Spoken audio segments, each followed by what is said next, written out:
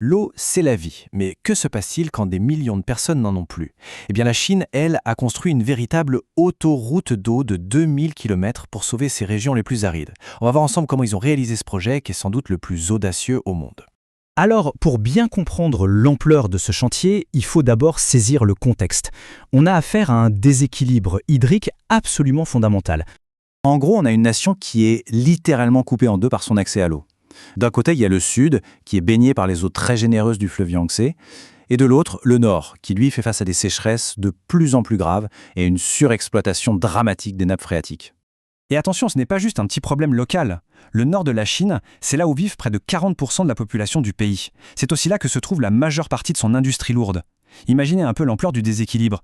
Des centaines de millions de personnes qui dépendent d'une ressource qu'elles n'ont tout simplement pas en assez grande quantité. La source de toute cette opération monumentale, c'est le Yangtze. C'est le plus long fleuve d'Asie, plus de 6300 km. Il charrie des quantités énormes d'eau douce qui nourrissent les terres, l'agriculture et des millions de vies le long de ses rives. C'est bien plus qu'un simple fleuve, c'est une véritable source d'espoir. Face à un défi aussi colossal, la réponse se devait d'être tout aussi gigantesque. Alors on passe maintenant du problème à la solution, et c'est une solution qui a des allures de science-fiction. Le principe, sur le papier, est simple. On prend l'eau là où il y en a beaucoup, dans le bassin du Yangtze, et on l'amène là où il en manque cruellement, dans le nord. Pour ça, on a construit un réseau immense de canaux, de réservoirs et de tunnels. C'est un projet qui a carrément redessiné la carte de l'eau du pays.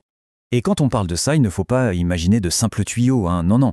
C'est une véritable autoroute liquide, un fleuve artificiel qui traverse d'autres rivières, des vallées, des terrains super accidentés, tout ça pour transporter l'eau sur des milliers de kilomètres. Ce projet n'est pas d'un seul bloc. En fait, il est divisé en 3 grands axes.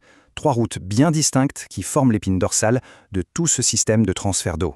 Alors, on a d'abord la route Est qui a carrément redonné vie à l'ancien Grand Canal.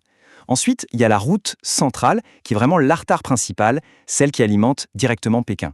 Et enfin, il y a la plus ambitieuse de toutes, la route ouest. Elle est encore en planification, mais l'idée, ce serait de puiser l'eau directement depuis le plateau tibétain. Mais voilà, derrière cette incroyable prouesse d'ingénierie, il y a une autre histoire. Une histoire humaine, une histoire de sacrifice qui a été nécessaire pour que ce projet voie le jour. Plus de 330 000 personnes. C'est énorme. Il faut imaginer des communautés entières qui ont dû quitter leur maison, leur terre, leur histoire. Tout ça pour faire de la place aux réservoirs et aux canaux. Chaque déplacement a été un défi social, économique et bien sûr émotionnel, qui était immense. La justification officielle, c'était que ce sacrifice était un mal nécessaire. L'idée, c'était de garantir la sécurité en eau de dizaines de millions de personnes, même si ça impliquait une décision extrêmement difficile. Une décision qui a été jugée absolument essentielle pour l'avenir de la nation. Bon, alors après tant d'efforts, tant de sacrifices, la grande question, c'est quels ont été les résultats concrets de ce projet titanesque pour le nord de la Chine? Le chiffre est juste stupéfiant.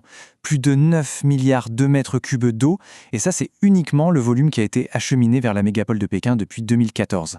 C'est une quantité d'eau qui a permis de remplir à nouveau les réservoirs et littéralement de redonner vie à une ville qui se battait contre la pénurie. Et les bénéfices, on les voit concrètement à tous les niveaux. Les nappes phréatiques, qui étaient à des niveaux dangereusement bas, commencent enfin à en remonter. L'agriculture est en plein essor. Des écosystèmes et des zones humides qui étaient en danger sont en train de renaître. Et surtout, des millions de personnes ont maintenant accès à une eau potable de bien meilleure qualité. C'est une transformation en profondeur.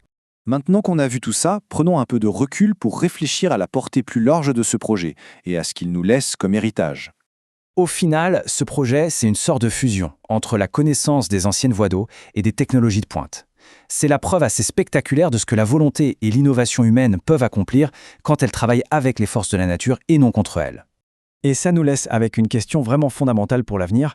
Alors que de plus en plus de régions dans le monde font face à des pénuries d'eau, est-ce que cette approche, aussi audacieuse soit-elle, pourrait être reproduite ailleurs? C'est une pensée qui nous invite tous à réfléchir à la manière dont on va gérer notre ressource la plus précieuse pour les générations à venir.